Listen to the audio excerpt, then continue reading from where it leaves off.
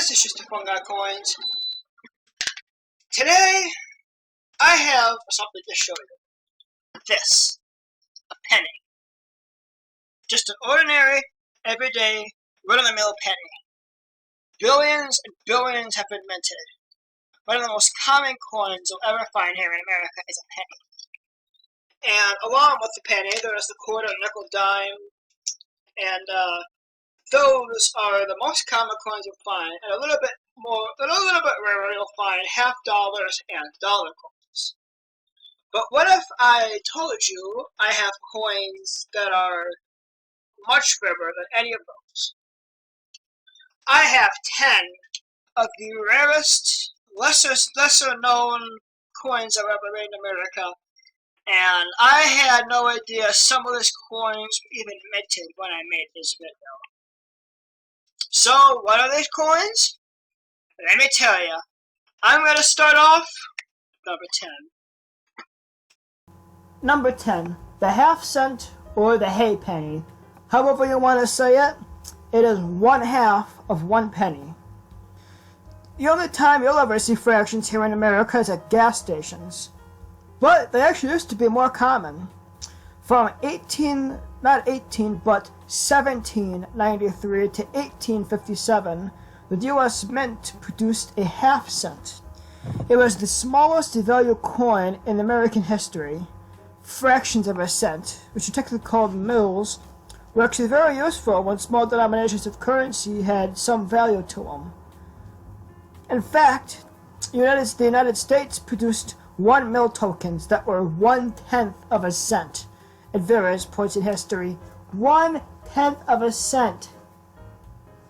So 1/10 of a cent in the 1700s was a lot more, but due to inflation, 1/10 of a cent today. Just to give an idea, there are people who want to abolish the penny. We're going from half the penny's value to double the penny's value. 2 cents. The 2-cent piece. It was an experimental coin. The 2-cent piece was mostly a stopgap piece to be used in combat coin shortages until the Civil War ended. When the war did end, the U.S. Mint decided to keep making them to see if anyone would use them. They didn't. And between the initial 1864 run and the final 1873 series run, the production dropped from 20 million coins to 600, as in 600 in total. Ironically, they might have been very popular in 1883 when the Postal Service once again performed a now unthinkable act and dropped the cost of stamps down to 2 cents, where they stayed except for a short time during World War II until 1932. Next up, the 3-cent piece. The 3-cent piece was minted between 1851 and 1889. The original 3-cent coin was made of silver and was introduced in response to cheap stamps, which also led to the creation of the $3 piece. 1 coin was equal to 1 stamp, which was simple and convenient. But today you would need 16 of these coins to buy a stamp. Silver hoarding became common during the Civil War, which caused circulation problems. Luckily, the same nickel lobbyists who pressured for the half-dime replacement also got Congress to introduce an alternative, the 3-cent nickel. For the first years of its life, nickel actually came in both 3 and 5-cent varieties. However, since the 3-cent nickel was about the same size as a dime, the two often got confused. In addition, with the price of stamps changing, once again, it led to the 3-cent coin becoming largely unnecessary, so it was phased out in 1889. Next up is the half-dime. Long before nickels were even ever a thing, the U.S. Mint produced an entirely different 5-cent coin known as the half-dime. They were, in fact, about half the size of a dime, as well as being half the value. From 1792 to 1873, silver half-dimes were produced to fill the gap between pennies and dimes, because who wants a pocket full of pennies? Trouble for the half-dime started in 1866, when nickel lobbyists convinced the government to authorize the creation of a new 5-cent piece, made out of a coarse nickel alloy. The half dime lasted less than a decade afterward, and the new so-called nickel quickly edged out. That is known as a shield nickel. Shield nickel was replaced by a V-nickel, that was replaced by a Buffalo nickel, and that was replaced by the Jefferson nickels that we see today. The 20-cent piece. The 20-cent piece is the shortest-lived coin in U.S. history. It only lasted from 1875 to 1878, so basically only 3 years. To give an idea how short 3 years is, I've been out of high school more than 3 years. Once again, this was America's attempting to keep parity with Europe, France in particular. The 20-franc piece was approximately the same size, and it was the same material as the 20-cent piece. In theory, these two could be exchanged equally. In reality, it was almost never done.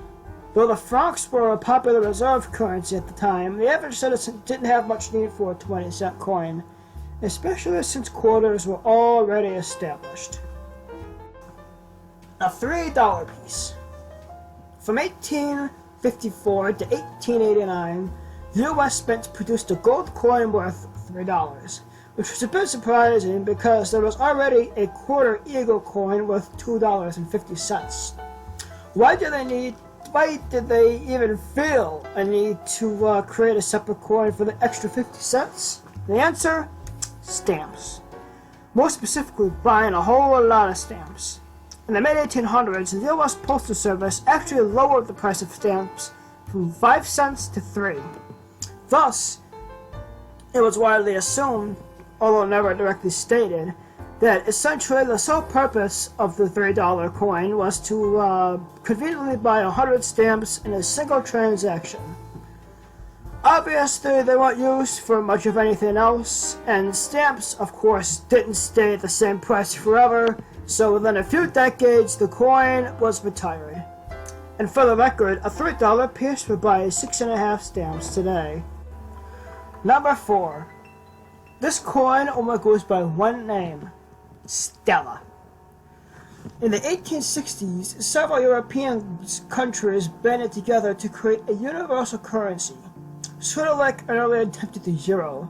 The group called itself the Latin Monetary Union, or LMU, and created standards for gold and silver coins that were to be minted by the individual countries, but were also easily exchanged on a one-for-one basis.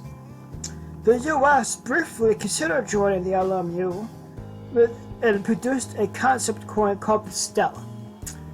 Valued at $4, the Stella would have been America's version of the LMU gold coin. However, Congress rejected both the Stella and the LMU, which disbanded after World War I, so the coin went unused. The next group of coins I'm going to talk about are the longest-lived obsolete coin in U.S. history. They lasted 141 years. Eagle coins. Eagle coins were issued as gold coins, and they're also known as eagles. The eagle gold coin denominations were the eagle itself worth $10, but the medals produced the double eagle, which was $20, the half eagle, which was $5, and the quarter eagle, which was $2.50. In 1933, President Franklin Roosevelt believed that people were hoarding gold, and that he also believed that gold hoarding might prolong the Great Depression. He signed Executive Order 6102, which made it illegal for individuals to possess more than $100 worth of gold. Any amounts in excess were turned over to the government for a cash equivalent. This effectively ended production of the eagle coins, and the mint began melting down its own supplies to assist. Number 2. Unions. After the gold rush of 1849, it had a bit of a money problem. The region had solely used its own specially minted coins for currency, but once California hit statehood, that became troublesome. The U.S. Mint didn't issue higher value coins, and paper currency was still very slow to travel out west. To combat this, Congress considered creating 2 new coins, the $100 Union and the $50 half Union. The proposal failed before it even saw circulation, however. And interestingly, there was a private collector that came forward in 1910 saying that they had two gold unions marked 1877. Half unions, not the actual unions, the $50 coin. And they were both marked with 1877, and that date is nearly 20 years after they were rejected. These coins remain a mystery to this day. Number 1. Bullion coins. While most of America's coinage is made up of a variety of materials, bullion coins are made up entirely of precious metals. There are 4 kinds: silver eagles, gold eagle, pictured above, platinum eagles, and gold buffaloes. Each are legal tender and have their own face value. Silver eagles are $1. Gold eagles are $5, $10, $25, or $50, depending on weight. And platinum eagles are $100. Gold buffaloes are also $50 as well. However, it would be a really horrible idea to spend them.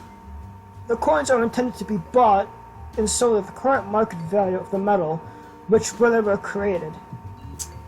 When they were created, precious metals didn't have as high of a value as they have now. So, take a look at how much 1 troy ounce of silver is, and imagine having a $1 silver piece. It adds up after a while. Well, that's the end of my video. If you have any suggestions for videos you want me to do, let me know down below. And if you want to contact me through anything other than YouTube, my email, and I have a social media down below as well if you want to check that out.